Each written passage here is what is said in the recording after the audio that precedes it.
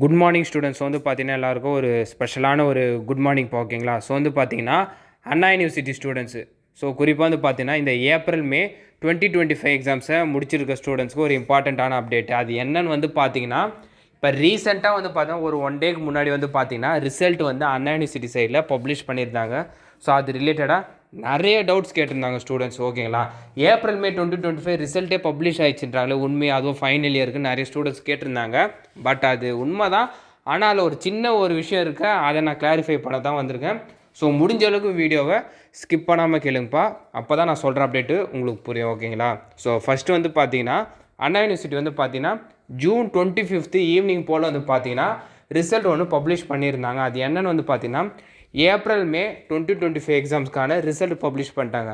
என்ன ப்ரோ சொல்கிறீங்க, இப்போ தான் ரீசெண்டாக எக்ஸாம் முடிச்சிச்சு, அப்போ எப்படி வந்து ரிசல்ட் பப்ளிஷ் பண்ண முடியும்னு கேட்டிருந்தாங்க. ஸோ அது வந்து என்னென்னா ஆக்சுவலாக அவங்க பப்ளிஷ் பண்ண ரிசல்ட் வந்து என்னென்னு வந்து பார்த்தீங்கன்னா, அதாவது ரிசல்ட்டு வந்து அதுவும் ஏப்ரல் மே 2025ஓட ஃபைனல் செமஸ்டர், அதாவது யூஜியில் பிடெக் படிக்கிற ஸ்டூடெண்ட்ஸ், அதுவும் யூஜி, அதாவது இந்த ப்ராஜெக்ட்னு ஒன்று இருக்கும்ல.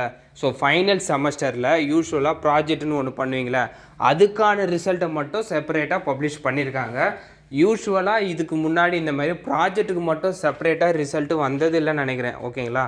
ஏன்னா காமனாக 8th செமஸ்டருக்கு இந்த ப்ராஜெக்ட் ப்ளஸ் தியரிக்கு சேர்த்தே விட்டுருவாங்க. பட் இந்த வாட்டி செப்பரேட்டாக வந்து பார்த்தீங்கன்னா ப்ராஜெக்ட்டுக்கான ரிசல்ட்டை மட்டும் பப்ளிஷ் பண்ணியிருக்காங்க ஓகேங்களா. இதுதான் ஆக்சுவலான அப்டேட்டு. ஆனால் ஒரு சில ஸ்டூடெண்ட்ஸ் என்ன குழம்பிக்கிறீங்கன்னா, ரிசல்ட்டே வந்துருச்சு, ஏன் தியரிக்கான ரிசல்ட் வரல, நிறைய பேர் கன்ஃபியூஸ் ஆகிறாங்க. யாரும் கன்ஃபியூஸ் பண்ணிக்காதீங்க ஓகேங்களா. உங்களுக்கான தியரிக்கான, அதாவது நீங்கள் தியரி பேப்பர்ஸ் எழுதியிருப்பீங்களா 8th செம்து, அதுக்கான ரிசல்ட்டு ஃபர்தராக வரும் ஓகேங்களா. இப்போதைக்கு ப்ராஜெக்ட்டுக்கான ரிசல்ட்டை மட்டும்தான் பப்ளிஷ் பண்ணியிருக்காங்க. ஸோ யாரும் அதை நினச்சி கன்ஃபியூஸ் பண்ணிக்காதீங்க ஓகேங்களா. தியரிக்கான ரிசல்ட்டு ஃப்யூச்சரில் வரும்.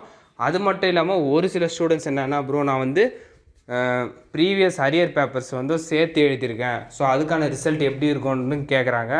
அந்த மாதிரி அரியர் பேப்பர்ஸில் சேர்த்து எழுதியிருக்காங்களா, அவங்களுக்கெல்லாம் ஃபேஸ் 2 ரிசல்ட்டாக தான் வரத்துக்கு வாய்ப்பு இருக்குது ஓகேங்களா.